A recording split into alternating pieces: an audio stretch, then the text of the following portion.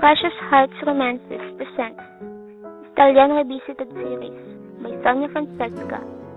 Book 1, Jacob Dylan Arenas. So what if I'm looking at you like I like you? Yelena was broken-hearted, so was Jacob. One day met in the middle of a heavy rain, in the middle of heavy traffic. Palibhasa, parehong sawi, kaya natural lang na magbanggaan sila. Pero nagbago ang ihip ng hangin nang makarating sila sa Stallion Riding Club. Naging mabait kay Yelena si Jacob sa hindi niya malamang kadahilanan. Habang tila natahimik naman ang nagwawalang kalooban niya dahil sa nangyari sa kanya.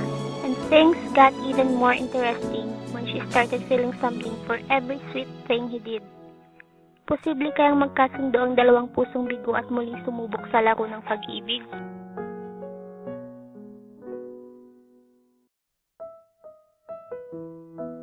Precious Hearts Romances presents Italian Revisited Series by Sonia Francesca, Book 2, Ruki Takezawa.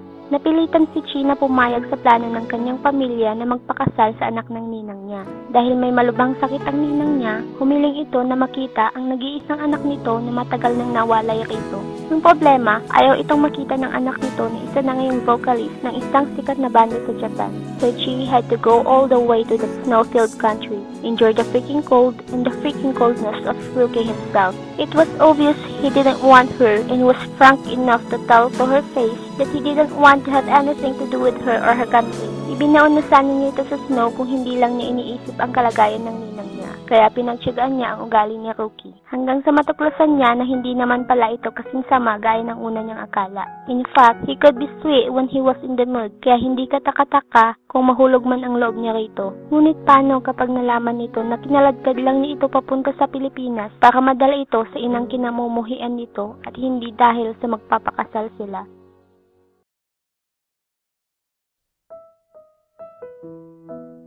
Precious Hearts Romances presents Italian Revisited Series by Sonia Francesca, Book 3, Yvonne Fabricaire.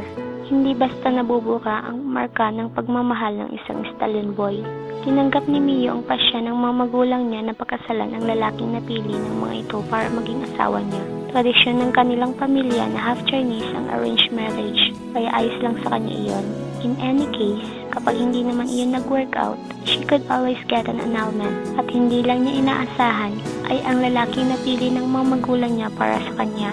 Dahil bukod sa wala ito ni katiting na patak ng dugong Chinese, ito rin ang lalaking naging dahilan ng matinding pagkabigo niya noong nasa high school siya. Hindi lang basta responsibilidad kundi isang moral na obligasyon na protektahan ko ang kaligayahan ng ex-girlfriend ko. Yun ang katwiran ni Devon nang tanungin niya ito kung bakit gusto pa rin nitong ituloy ang kasal nila. God, old Yvonne Fabricaire, he just won't stop giving her headaches and constant reminders how much she was still in love with this adorable jerk.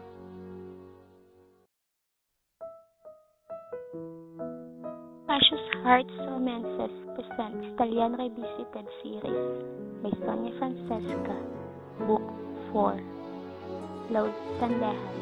Kontento si DJ sa pagiging buhay prinsesa niya. Enjoy. Hanggang isang araw ay nakakita siya ng isang prinsipe.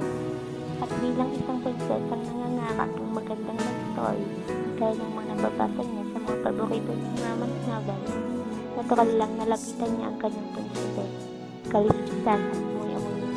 Pero kumilos ang kanyang prinsipe at nadali ang kanyang ilong sa balas pagsunod sa bangon nito. Masiko siya nang wala sa oras. Nako, miss, may dugong ilong mo. Yep, her nose was bleeding alright. Mukhang napuruhan siya nang masiko siya ng kanyang prinsipe. Nang prinsipeng hinihimatay sa dugo. Turn off. But fate still had something up its sleeve. When her prince turned out to be the guy she was about to marry. I will not marry that woman. Okay, fine.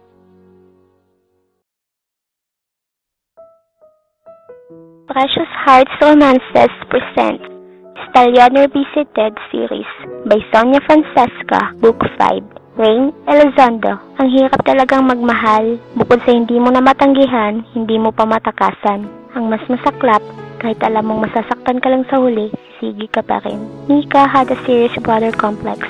Wala siyang ibang bukang bibig kundi ang Kuya Sai niya. Lagi siyang nakabuntot dito at daig pa niya ang stalker kung makasunod sa mga ginagawa ng nakatatandang kapatid. May maganda naman siyang dahilan kaya niya ginagawa iyon.